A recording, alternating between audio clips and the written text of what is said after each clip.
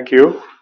Um, at the outset, first let me say that we are a part of the TSF Group, which is approximately has over 40,000 employees, a turnover of about 240 billion rupees, and spread across the country, present in manufacturing, vehicle and parts distribution, as well as in finance. TEL is a joint venture between TSF and BorgWarner Turbo Systems, and we've been in operation since 1982. The year 24-25 has been a good year.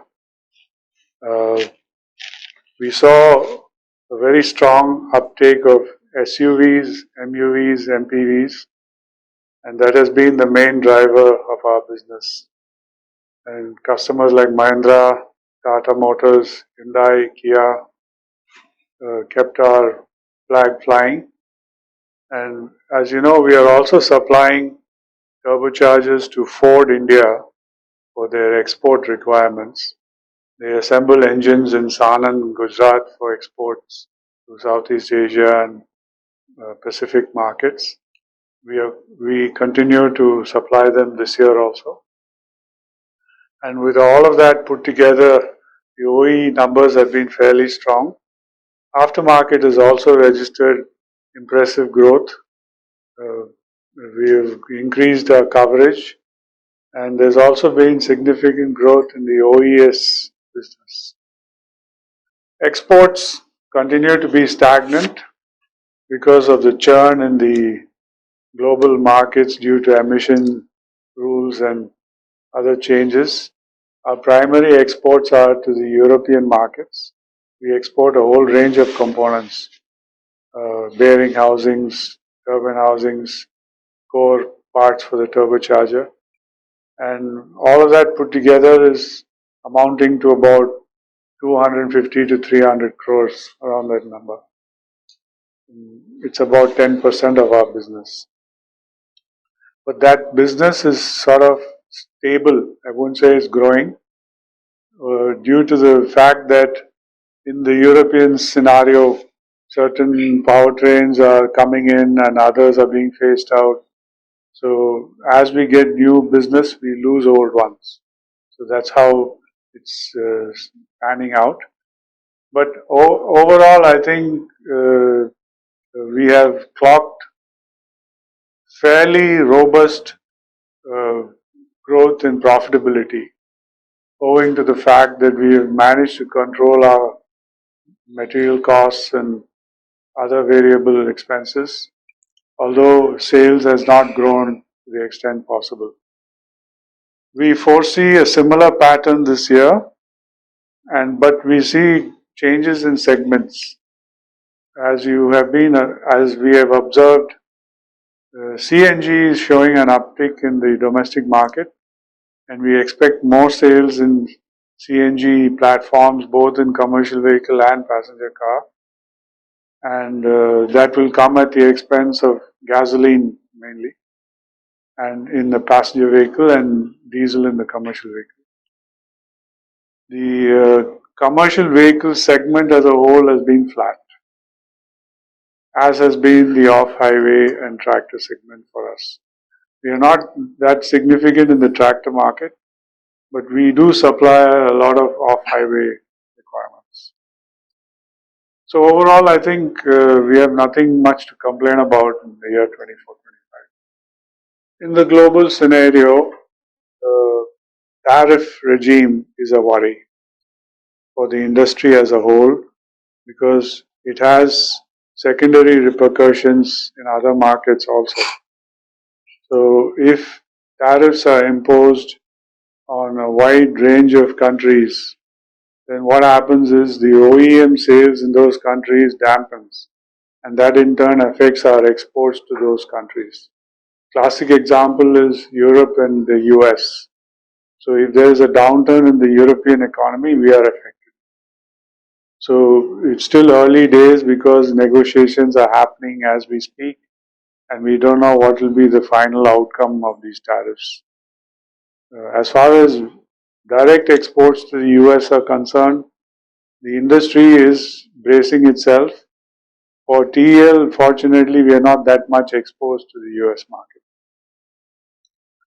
That apart, the other major transformation which is happening, as you know very well, is the emissions and carbon footprint movements, which are forcing industries to become more sustainable and reduce CO2 and other greenhouse gases. So you have regulations coming in all countries. In Indian regulation mirrors the European regulation.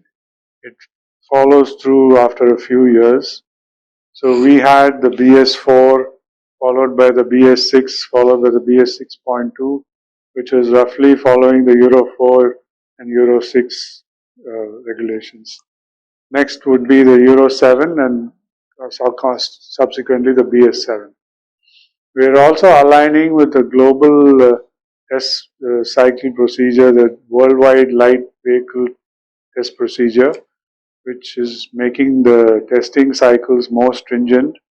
So you have real driving emissions coming in. And also the corporate average fuel economy norms. The CAFE 2 is already in place. So CAFE 3 comes in 2027, followed by CAFE 4 5 years later. So, and this will no doubt be continued throughout the next decade. But one thing which is encouraging for us is that if you recall the recent interview with the Honorable Transport Minister, Mr. Nitin Gadkari, earlier on the government was focused mainly on transition from combustion engines to electrification. Now they're saying combustion to electrification plus alternate fuels. That affords a significant opportunity to companies like us to be present in all the alternate fuel segments, be it gas, ethanol, hydrogen, whatever. So we're working with OEMs in all these spheres. The currency fluctuations are also a worry because a few critical components are being imported and we are not able to hedge it purely with exports. So that fluctuation persists and is likely to persist as long as these uncertainties on the tariff front loom large, and that's hurting the US dollar's trajectory. Indian rules will completely be revealed in the next 2 months when the government notifications come through. We also expect similar emission rules changes in the off-highway segment.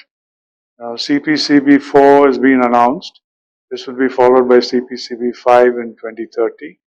And commercial construction equipment is following the BS5 regulations. Tractor will most probably go from TREM 4 to TREM 5, but in between there's a TREM 4 plus. And it's likely that government may sort of stagnate at this level for some time because of the cost penalties imposed on farmers and users for this segment. So all in all, we have a wide portfolio to choose from. Our main threat comes from electrification, and the question mark on hybrid vehicles still persists because there is a lobby working both and against hybrid. Unless we know the clear picture, we can't put a finger on it. I think we've left it too late. We reacted late due to various lobbies. If you see the European example, they've been very systematic in their approach and they've taken the whole industry along with them. Here it's been a knee-jerk reaction at times, and then the government had to really push through certain reforms. I think by 2030 you'll see what is called a alignment of various regulations, and from then on I think Indian industry will move in sync with the world industry.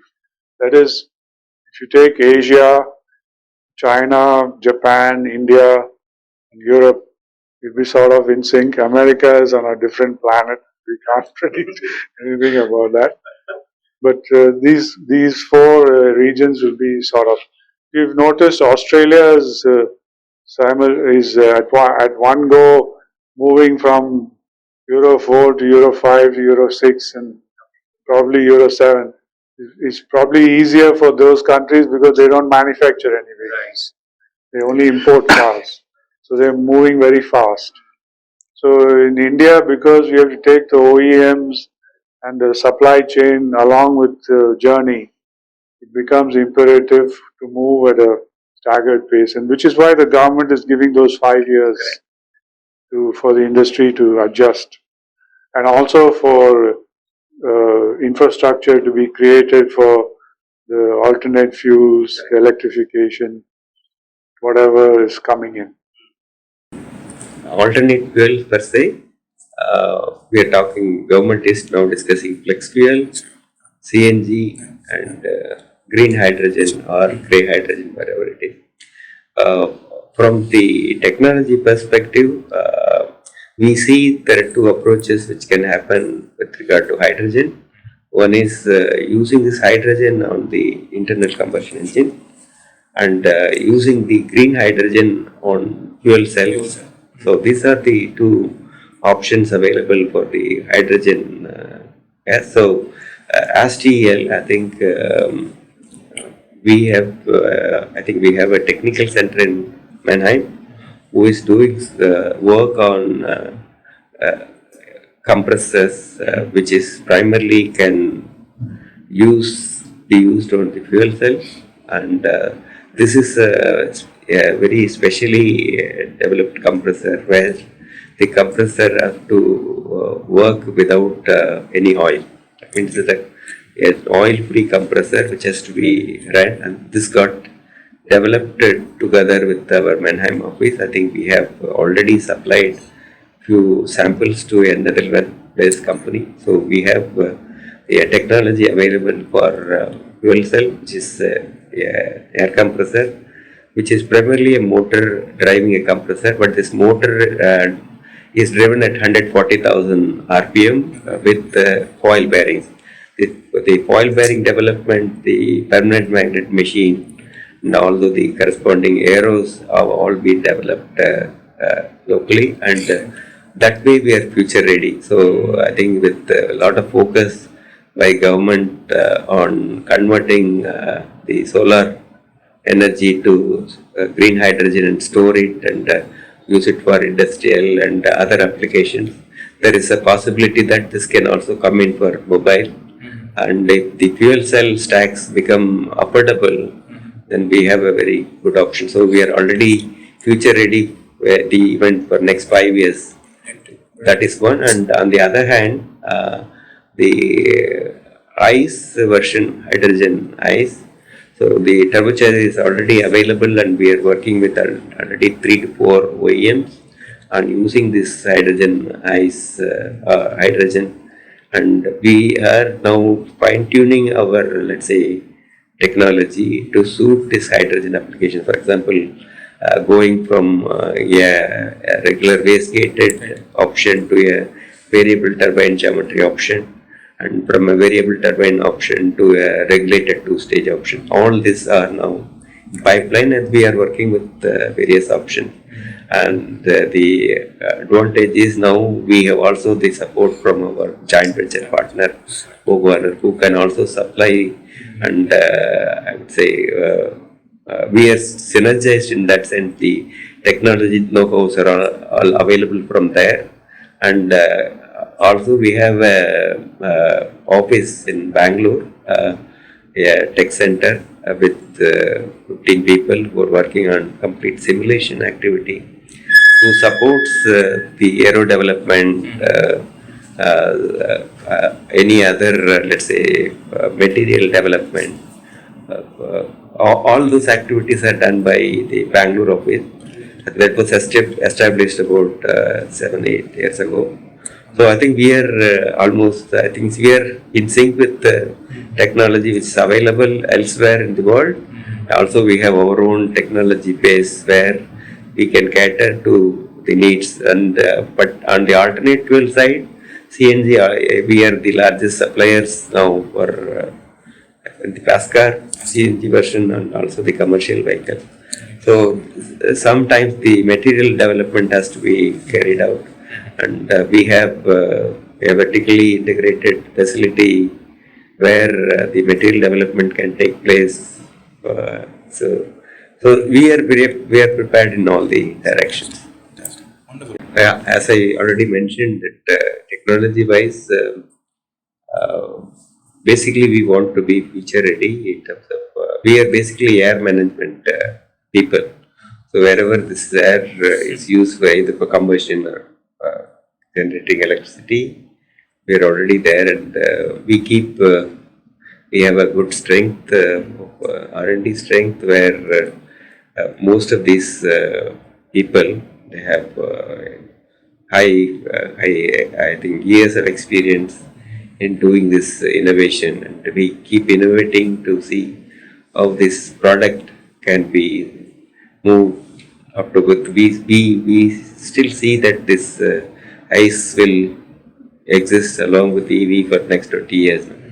So that the technology will appropriately have to be upgraded, and the team is quite capable to do that activity. I think we are also doing the work related to compressors, which beyond these compressors, we can also look at other industrial avenues where these compressors can be used elsewhere. I think we have started some work in this direction, blower kind of activity, and we're also trying to see whether we can also do some electronics. Historically, our company has been ahead of the curve because we first grew by exporting components to our JV partner.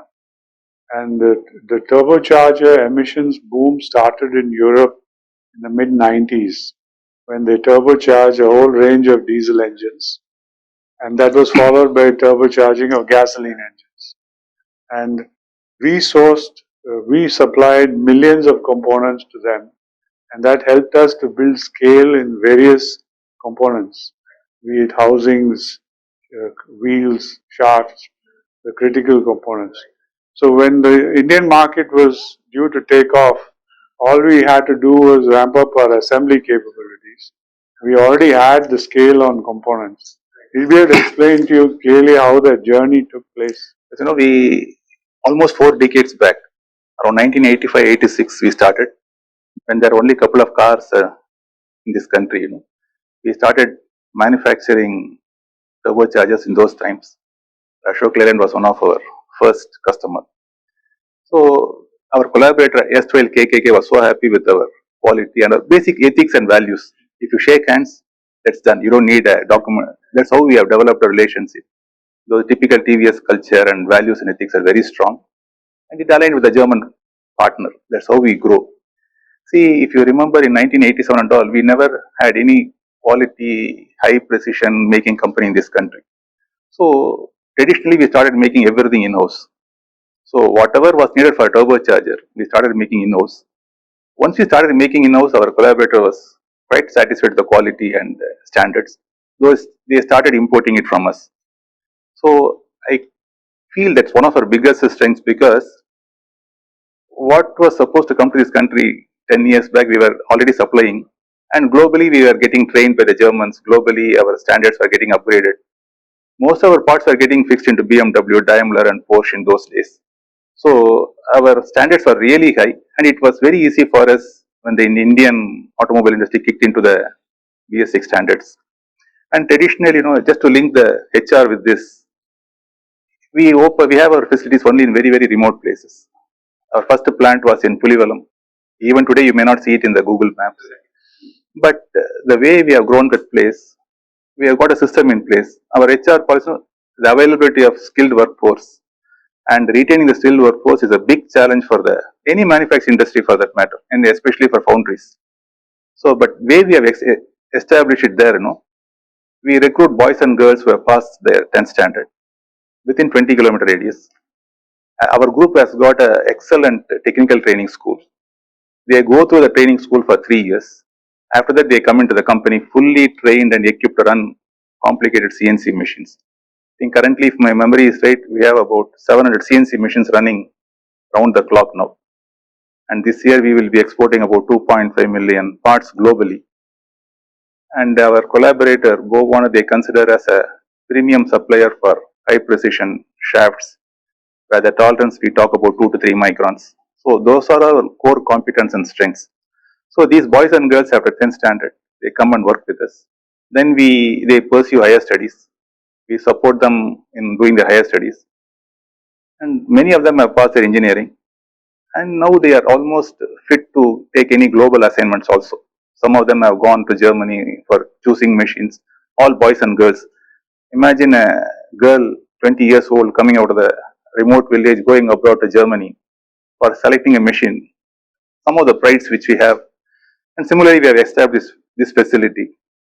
And the whole country, I don't think they were talking much about energy, sustainability and all in 1990s and all.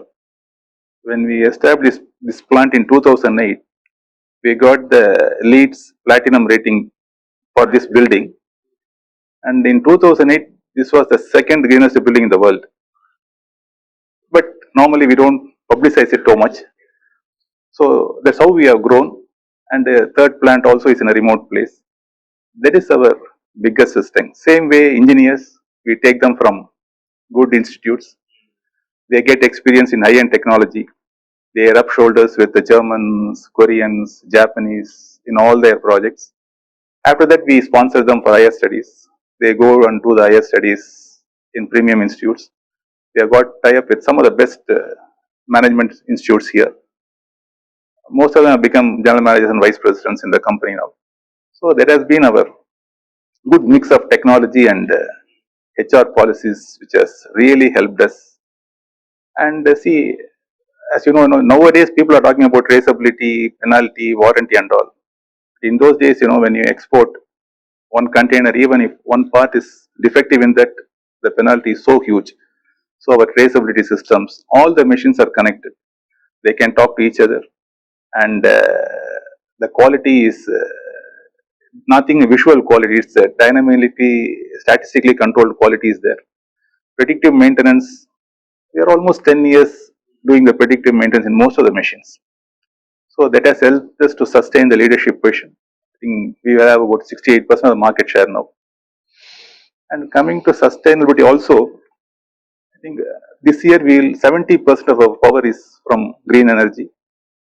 And we have got plans in place to take it up to 80% by end of 2026. That is on the, and if you see the plant, all the 75 to 80% of the water consumption is taken care by in-house ponds, rainwater harvesting and everything.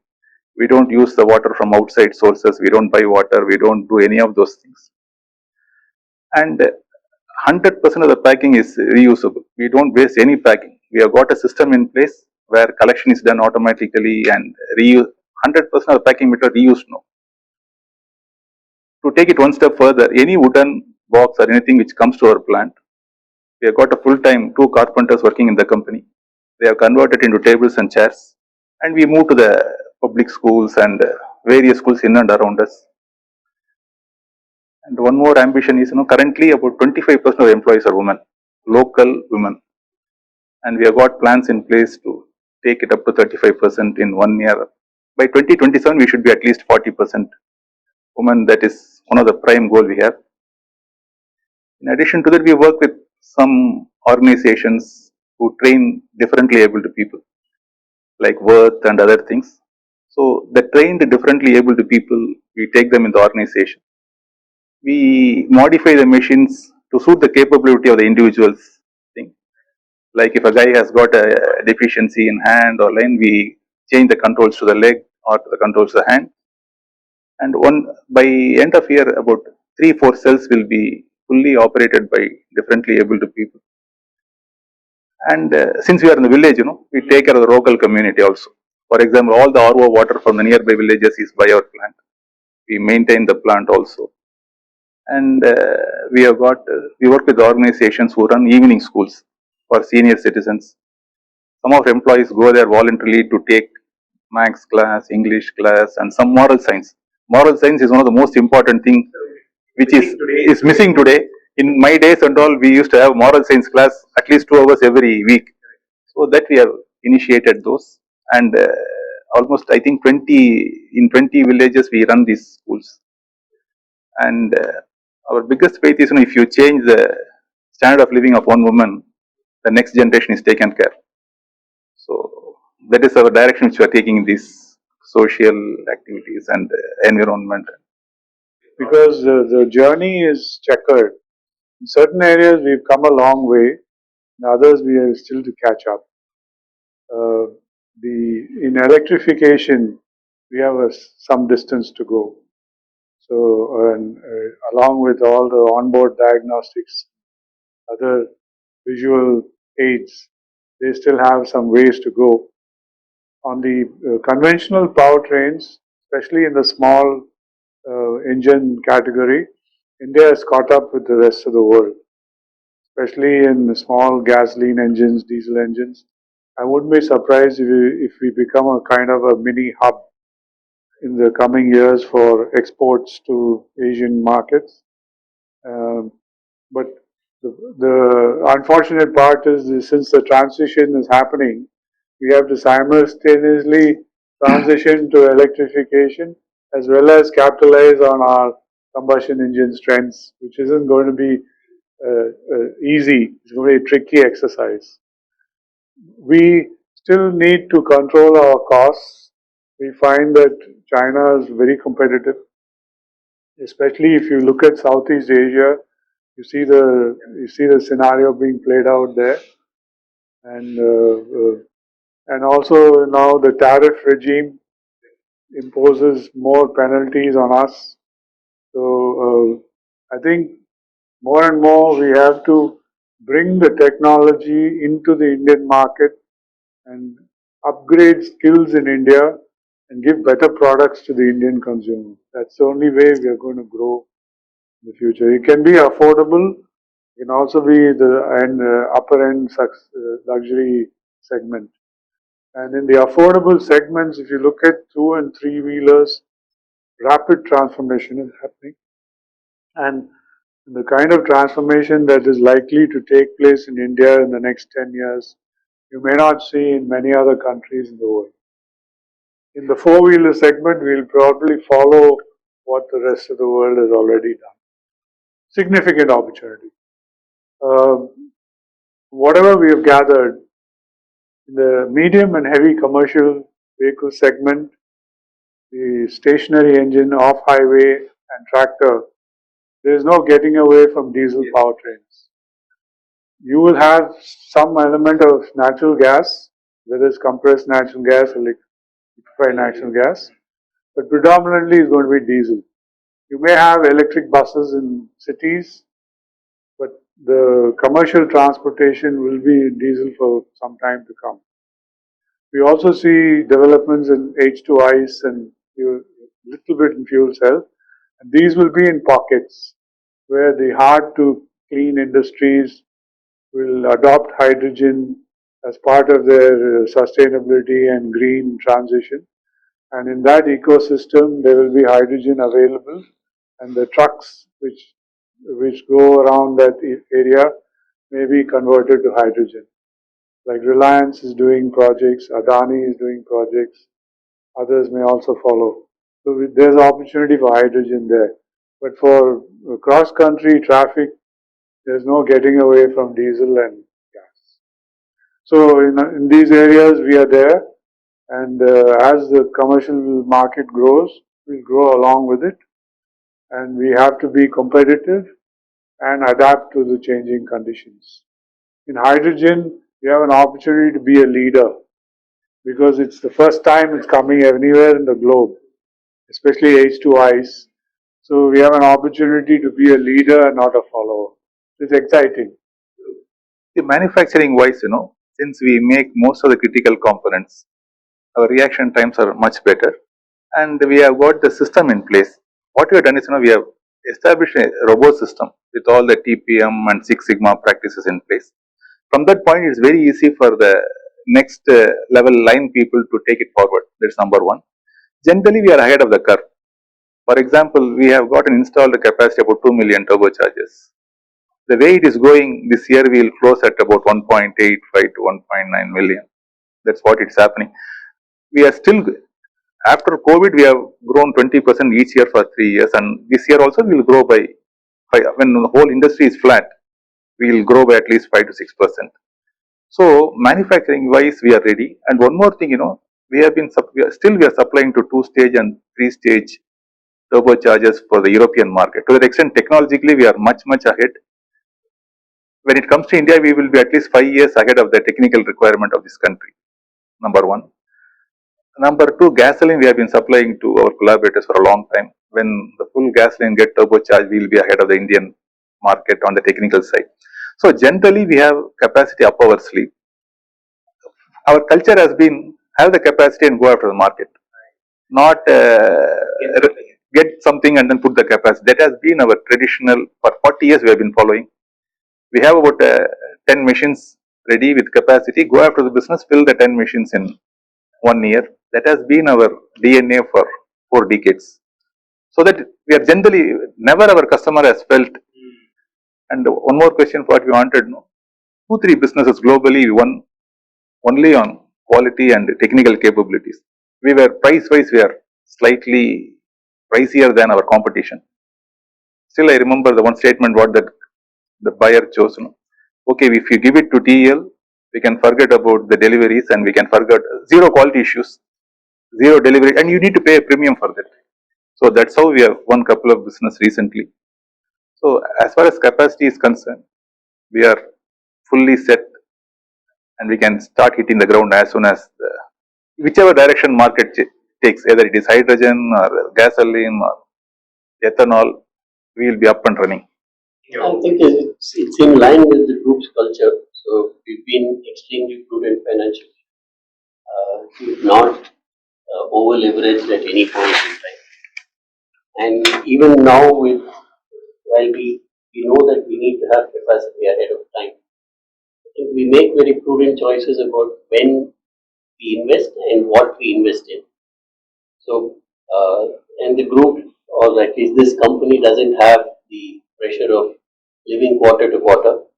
So, there is enough strength to take a long-term view and go as per that. And Bobon has also been very constructive, offering benchmarks for us to follow in terms of investments, in terms of cash flows, and we have implemented all that to their satisfaction. Our uncertainty stems from the regulations. The CAFE, WLTP, and the BS7, and what follows through. It's not just these regulations, it's a taxation and other rules which follow registration and all that. So based on that, we will know what is the future for the passenger vehicle market. Commercial vehicle is probably easier to predict, and we see a long, steady growth for the company in commercial, off-highway and tractor segments. So the uncertainty point of view presents itself in the passenger vehicle segment, especially the SUV, MUV, MPV segment, where these rules, and the small commercial vehicles, which is basically urban transportation, where we are yet to see clarity from the government on what they want the ecosystem to be like. We see the export portfolio changing, and global MNCs are asking for us to export full assembled turbochargers for niche segments to other geographies, and that's evolving. So as companies in the West and in other Japan, etc., move into electrification, they relocate their combustion engine facilities somewhere else, and that presents an opportunity for us to export. You see more of that in the commercial vehicle, off-highway and tractor businesses than in the passenger car We are already exporting turbochargers for tractor applications. We are likely to export turbochargers for off-highway and commercial vehicle applications in the future. Of course, we have to be cognizant of our JV partner. We have an agreement with them and we work with them and we help to alleviate capacities because they're also going through a transformation. They have to control their capex because they have to invest in electrification and ICE simultaneously. And they find that if they let go of some business which we can support, that helps their capital allocation immensely. So those are the opportunities that we see going forward in the next 5 to 10 years. Well, we work with BorgWarner. So if TL and BorgWarner put together, I would say are the number one turbocharger company globally by volume.